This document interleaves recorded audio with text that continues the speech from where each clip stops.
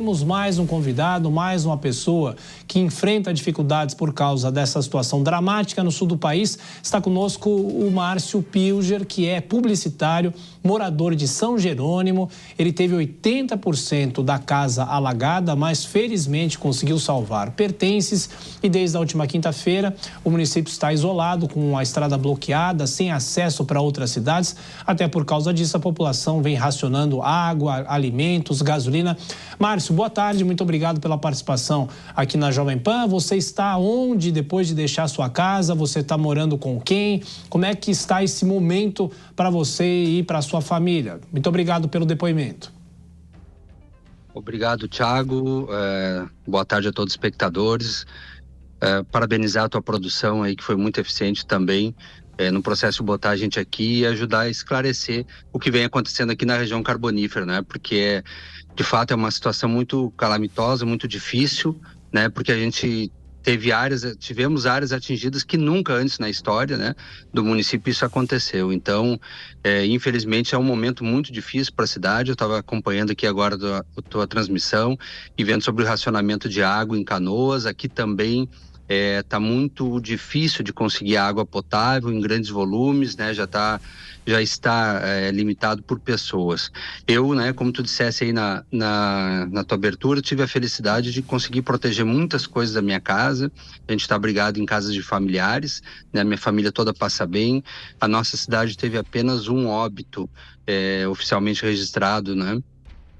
Mas ela está com uma população de mais de 700 pessoas, segundo o prefeito municipal, nos abrigos do município. E o nosso grande problema aqui, Thiago, é a questão do isolamento, né? A cidade está completamente isolada da cidade vizinha, General Câmara, de Triunfo, que é o outro lado, de Charqueadas, que dá o acesso a Porto Alegre, e depois em Eldorado, que é uma situação triste também da cidade, teve quase 100% da área urbana atingida, está sem acesso a Porto Alegre. Então isso tem dificultado muito as questões de racionamento, de saúde, né? Se não fosse as ações do governo federal com os helicópteros, né, trazendo insumos para o hospital, trazendo insumos para a população. Aqui teve o avião que veio e largou de paraquedas 2 toneladas de suprimentos. Talvez a situação na cidade fosse mais difícil ainda, né? Ideia, qual que é a distância que vocês estão de Porto Alegre? Nós estamos a 70 quilômetros de Porto Alegre. E aqui tem uma peculiaridade, Thiago, que é o encontro dos dois principais rios, que é o rio Jacuí e o rio Taquari. Os dois se encontram justamente aqui na frente da cidade. Então, qual for a bacia, né, que choveu mais, e às vezes, né, nos anos passados vinha uma água da bacia do Taquari, depois da bacia do Jacuí, só que agora foi geral, né? Então isso desagou aqui num volume monstruoso, assim, né, de água. Tanto visto que a nossa rua aqui nunca chegou, né, essa água toda. É a primeira vez, assim, na história que a gente tem um relato, né, de saber que chegou aqui onde a gente mora, assim. E deixa eu fazer uma pergunta para você em relação à infraestrutura da cidade. Você fala que a cidade está isolada, ou seja, a dificuldade de chegada, e inclusive com os mantimentos jogados por ar. Mas as casas na cidade, qual é a porcentagem da cidade ainda alagada? Você tem essa dimensão? Olha, Thiago, dá para dizer que a água, baseado nos anos anteriores, não chegou no que seria o normal, né, entre aspas, das enchentes que sempre tiveram, né? Ainda está bem acima do volume. Eu vou te dizer que talvez nós estamos aí com 30% da cidade abaixo d'água ainda, né? Posso estar correndo um risco assim grande de arriscar, mas em torno assim, empiricamente, assim, pensando, dá para pensar que é um número desse tamanho, assim, de 30%. E muita gente alagada ainda, muitos não conseguiram entrar nas suas casas, né? A gente conseguiu ontem entrar aqui na nossa casa, né, começar a arrumar todo um processo de limpeza, de reconstrução, de avaliação dos danos, mas a grande maioria ainda, a esmagadora maioria, não conseguiu nem chegar nas suas casas. E um número muito assustador aqui, Thiago, a respeito das casas que foram levadas, né? Hoje eu estava conversando com o pessoal da prefeitura, Eles falaram, estimam entre 30 e 40 casas que a casa foi arrastada, a casa caiu e não existe mais nada, assim. Então, é um número muito alto, né? E também é um fator novidade, assim, que nunca aconteceu nas outras enchentes, né? Ter a casa completamente arrastada pelas águas. Agora, o Márcio, como que está a sua casa? Você acha que é possível salvar boa parte? A estrutura da casa foi preservada? O que você podia falar sobre essa estrutura? E eu sei que você está morando na casa de familiares, na casa da sua sogra, né? Isso. Sim, Thiago, eu sou um abençoado, um privilegiado, né? Porque a gente teve a estrutura da casa toda preservada, né? E como a gente tem uma parte superior, a gente conseguiu, antes da enchente, colocar tudo para cima. E aqueles 20% restantes da casa foi o que salvou boa parte das nossas coisas. Então, eu não posso dizer que eu sou um cidadão que tive 100% como a maioria, né, dos moradores da minha rua mesmo e vários bairros aqui tiveram, né? Eu tive a sorte de ter a casa preservada, né, em condições de habitar ela já na segunda-feira, e ter boa parte dos meus móveis, equipamentos, roupas, enfim, tudo preservado também, né? Mas eu vou te dizer que eu sou uma exceção, né, diante de tanta devastação que a gente vê nas ruas caminhando, e aonde já baixou e a gente vê a quantidade enorme de entulhos. Então tem um desafio também do pós-enchente, que é o recolhimento desses entulhos, o que fazer com isso aí. Gera um volume muito grande, né? E a gente sabe que tudo isso são desafios, né, que vão se tendo. Claro, e em relação aos mantimentos, como é que vocês estão fazendo com água, não só com a energia, a internet e também a alimentação no geral? Os mercados por aí têm produtos, como é que está esse dia a dia desde que você teve que se mudar de forma forçada? Tá. Tem dois pontos assim que têm sido bem complexos, né? Normalizou ontem, né, o sinal de telefonia, por exemplo. Então, durante todo o período de quinta-feira, que foi quando a gente saiu, né? E considera que já tinha moradores que tinham saído antes. A questão da telefonia ficou muito complexa, não se tinha sinal de internet, não se tinha sinal de telefonia mesmo em si, e isso foi um problema. O outro grande problema aqui, Thiago, foi a questão da gasolina, né, do combustível, por esse isolamento da cidade, né? Nós estamos a apenas 70 quilômetros de Porto Alegre, mas sem acesso, como eu te disse antes, né? Esse isolamento não tem dado um fluxo contínuo de abastecimento de combustível. Então, desde quinta-feira, teve 2 vezes que o posto, né, um dos postos de gasolina aqui, conseguiu trazer uma carga, né, e talvez tenha vindo de outra região do estado, não sei como é que foi a logística dele, mas eram filas quilométricas, assim, para conseguir fazer esse abastecimento de combustível. Então, o combustível foi um grande problema, a questão da telefonia e internet foi outro problema, e a questão do mercado a gente conseguiu notar que agora, de ontem para cá, está começando a dar uma melhorada, porque eu acho que um desses acessos que vem de Butiá, que é um município da região, para o outro lado de Porto Alegre, né? Talvez tenha conseguido se fazer por ali. Eu não senti nenhum problema de falta, né? A gente nota que chega no mercado e vê as prateleiras com alguns produtos faltando. A questão dos hortifruti talvez seja um problema. A questão da água é notável, assim, que a gente vê nas prateleiras do mercado, que não existe a água, são poucos fardinhos e racionado 24 unidades por pessoa, mas a gente tem conseguido ter alimentos, enfim, né, nós que estamos comprando, e sei também da prefeitura fazer o seu fornecimento ali para quem está nos abrigos. Claro. E como é que você tem feito para trabalhar? Se é que está conseguindo trabalhar mesmo de forma remota? Você é publicitário? E qual que é o seu dia a dia de trabalho? Se você se deslocava ou não se deslocava, se só ficava aí na cidade? Eu tinha uma rotina de deslocamento para Porto Alegre, né, onde eu trabalho, e isso foi interrompido antes mesmo de chegar aqui em casa, né? Então, a gente foi dispensado do trabalho. Tenho tido um amparo, assim, né, de colegas, de empresa. Aliás, Thiago, se tem uma palavra que pode resumir essa catástrofe de uma forma poética, chama-se solidariedade, né? O Rio Grande do Sul tem se mostrado muito solidário, o Brasil tem se mostrado muito solidário, e isso tem dado força para todas as pessoas que estão enfrentando, né? A gente vê na própria vizinhança um ajudando o outro, um estendendo a mão para o outro, e isso tem sido um fator talvez fundamental, né? Para que se consiga superar tudo isso aí. Mas do ponto de vista do trabalho, então eu trabalhava em Porto Alegre, fazia esse deslocamento diário, né? E hoje não consigo mais, mas a empresa deixou nós liberados, assim, né? Até solucionar esse problema e passar um pouco disso aí. Márcio, na rotina que a gente vem acompanhando, mesmo aqui de São Paulo, à distância de vocês, muita gente que teve problemas, como você, também vem se voluntariando e ajudando outras pessoas. Como é que você está sentindo na cidade esse grupo de voluntários ajudando em resgates, nos trabalhos, em trazer mantimentos de alguma maneira, mesmo com a cidade de São Leopoldo estando bloqueada? Como eu te disse, né, desde o momento em que a enchente tomou outra proporção maior do que o convencional, né, nós somos uma região ribeirinha, tínhamos por normal, enfim, a gente tem notado essa solidariedade dos vizinhos, de amigos, de oferecer ajuda no momento da enchente para retirada, né, das coisas da casa, né, e pós-enchente, né, então já alagado, oferecendo hospedagem, oferecendo alimentação, oferecendo ajuda na reconstrução.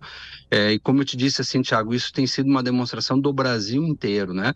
A gente tem visto, acompanhando as notícias, enfim, né, o que está se mandando de material para cá, de insumos, de suprimentos, e a nossa questão aqui, né, específica, como eu disse antes, é só questão de uma logística, mas a gente nota, né, e recebe, né, no meu telefone inúmeras pessoas se oferecendo do mais tipo de grau de ajuda que tu puderes imaginar, né? No sentido financeiro, estrutural, de apoio, de ficar na residência, de ajudar na limpeza, de ajudar na reconstrução. Isso tem sido uma marca dessa catástrofe, né? É a solidariedade humana aqui que está acontecendo. Ô, Márcio, é claro que é muito cedo, porque o Rio Grande do Sul vai enfrentar chuvas ainda nesse fim de semana, mas as autoridades aí do município têm algum tipo de previsão, se é possível fazer alguma liberação na infraestrutura da cidade para que os mantimentos possam chegar também por terra e, eventualmente, quem está na cidade sair do município? A gente tem acompanhado aqui, evidentemente, que o interesse do poder público em salvar isso aí o quanto antes, tá? Por uma questão de sobrevivência, né, de abastecimento, de questão de medicamentos, de quem faz hemodiálise, por exemplo, fora da cidade, enfim, uma série de questões. Nós estamos muito bem amparados com um hospital aqui regional que tem condições de dar conta da saúde do município, mas a gente tem essa necessidade, evidentemente, dessa conexão com Porto Alegre, com a nossa capital, para todas as finalidades, né? Mas a gente vê o empenho, né? Aqui recentemente, né? Nossa ligação com Charqueadas, que é um município que antecede Porto Alegre, nós temos que passar por ele. A gente vê as duas prefeituras trabalhando em conjunto para solucionar o problema daquela estrada que é estadual. Eu vejo o governo federal trabalhando também na recuperação da BR-290, que é uma BR que liga o Rio Grande do Sul com a capital, né? Então a gente tem acompanhado pela imprensa, pelas informações, tudo, a permanência dos ministros aqui, né? Nós temos um ministro gaúcho, que é o ministro Paulo Pimenta das Comunicações, presente constantemente aqui, ministro da Integração Nacional, enfim, todo esse aparato, Thiago, para que a coisa tente voltar à normalidade o mais rápido possível. Felizmente já, né, 290 e na 116 conseguiram fazer a ligação para o trânsito dos veículos de emergência. Então, isso já é um sinal de que a gente está avançando para que rapidamente possamos nos conectar, né, vamos dizer assim, com a capital. Pois é, você falou da área da saúde também, a cidade tem grandes hospitais, quantos hospitais, e essa demanda de atender não só pessoas vítimas da chuva, mas também o dia a dia de uma cidade que precisa desse serviço médico, claro. Nós temos um hospital aqui grande, né, com caráter regional, né, com capacidade de cirurgia, de atendimento, e esse hospital foi durante a pandemia fundamental, para a nossa região toda, né? E tem sido agora fundamental para nós geronimenses aqui também, né? Em todos os sentidos. Ele é uma entidade filantrópica, né? Então isso vale a pena destacar a importância que nós devemos ter de atenção com esses hospitais, né? Com quem faz a saúde acontecer de verdade, de fato, né? E a gente teve todo esse amparo, né? Eu tenho familiares que estão ali por outros motivos que não são referente à enchente, e o atendimento nosso sempre foi espetacular. E a gente vê a estrutura da saúde também pensando nisso, né? Em dar conforto para o cidadão e saber que existe um amparo aí na questão da saúde também. Ô, Márcio, eu não preciso te perguntar se em algum outro momento da sua vida você viu uma situação semelhante como essa, porque obviamente que não, mas eu pergunto, o que mais te chamou a atenção em toda essa tragédia de outras enchentes que você viu para essa? O que mais te surpreendeu, o que mais vem te chamando a atenção até agora? Tiago, primeiro o volume, né? O volume e o tempo que isso tá durando, assim, né? Todo esse tempo. Isso é uma questão que destacou muito, né? Então, eu tenho 48 anos e moro aqui a vida toda e nunca vi a água chegar próximo de nós aqui. Isso chocou. A gente sempre ouviu, né? E estudou e entendeu que existiu a enchente de 1941, que foi muito grande. Mas essa a gente está vivenciando, isso muda, né? Uma coisa é tu ler no livro, tu ver na literatura, tu buscar na informação, mas tu sentir isso aí é de fato muito impactante assim para todo mundo. E quando sai na rua, tu vai conversando, esse é o grande assunto da cidade. Isso é o ponto negativo que eu acho, né? Em termos de que marcou. Mas a solidariedade é o ponto positivo, Thiago, né? Do povo gaúcho, do Brasil, né? Tá aqui eu hoje conversando contigo e o teu sentido da informação é justamente mostrar um cenário e esse cenário vai levar uma solidariedade maior, né, toda a cobertura do país. Eu acho que isso é fundamental. Então, se de um lado, né, tem a catástrofe que é muito grande, de outro, né, conforta um pouco saber que existe essa união dos brasileiros tentando passar sob barreiras políticas, de religião, de futebol, seja lá o que for que divide um país, né, mas num sentido de ter uma união. E um outro lado que eu acho triste, principalmente para a gente que está aqui, Tiago, é quando a gente vê essa quantidade de fake news que vão lançando, né, e vai se trabalhando em torno disso aí. Eu acho que a informação é uma questão muito séria, né? Para nós que estamos aqui hoje precisando, não dá para pegar e dizer que não está chegando o alimento porque alguém está multando, coisa assim. Isso é um negócio muito sério. Tem milhares de pessoas esperando essa solidariedade. E a gente tem que trabalhar numa corrente união para que chegue os insumos, para que chegue os suprimentos para todas as pessoas. E, Márcio, mais uma questão. A gente tem a previsão de chuva para o fim de semana no Rio Grande do Sul. Como é que está o tempo por aí? Choveu mais hoje já, a situação nesse momento? E os alertas que a Defesa Civil aí do município vem fazendo, isso evitou que a catástrofe pudesse ser maior? A gente recebe, né? Quem se cadastra recebe da Defesa Civil do Estado um alerta antecipando sempre o que está acontecendo, né? Tem órgãos que trabalham com esse tipo de informação, que disponibilizam em site, como é o Serviço Geológico do Brasil, por exemplo. As prefeituras, né, nos seus perfis de redes sociais vão informando também. Tem um grau alto assim de alerta, sim, do que está acontecendo. Né? Hoje o tempo está chovendo, né? O dia todo, né? Uma hora mais forte, outra hora mais fraca. Eu dei uma olhada aqui na janela para conferir agora, mas ainda permanece nublado, né? Se prevê chuva para amanhã ainda e até segunda-feira. Né? Então, ainda estamos naquele sistema de alerta, porque além da nossa região, e para entender isso aí de um ponto geográfico, nós estamos antes. O nosso rio ele que vai depois correndo para virar o Lago Guaíba em Porto Alegre. E depois vai para a Lagoa dos Patos. Então, aqui tem um problema grande que vai passando para Canoas e Porto Alegre e depois desce para a região sul do estado. Então, só vai ampliando o problema à medida que chove e envolvendo outras regiões. Então, o sistema todo de alerta total, assim, no Rio Grande do Sul. Né? Uma curiosidade, você está na casa da sua sogra, qual é a distância da sua residência? E felizmente, né, graças a isso você pôde agora ter um abrigo, porque a cidade foi atingida, mas não de forma igual, né? a característica geográfica da nossa cidade, ela tem uma elevação, né, depois da área do rio, e aí a gente está acima, assim, disso aí, né, aonde estamos agora. Mas a pergunta é, assim, que nós estamos seguros, estamos numa área seca. Ele baixou bastante o rio nesses últimos 2 dias, né, então eu, como te disse antes, já consegui entrar na minha casa, a gente já conseguiu fazer um processo de limpeza, de organização, já está bem avançado. Eu acho que se não subir mais, que é a esperança de todos nós, né, segunda-feira a gente já consegue voltar para casa numa boa. É uma boa notícia. Márcio Pilger é publicitário, mora em São Jerônimo. Muito obrigado pelo seu depoimento. Desejamos toda a sorte para vocês aí. Contem sempre com a Jovem Pan, com as informações, a divulgação das notícias e que venham melhores notícias nos próximos dias, nas próximas semanas. Muito obrigado, viu? Bom fim de semana, um abraço para você. Valeu, muito obrigado, Jovem Pan, muito obrigado, Thiago, a tua produção também, a todos os espectadores, e essa solidariedade brasileira é a hora de se demonstrar e tem se demonstrado. Obrigado pelo espaço, hein? Muito obrigado.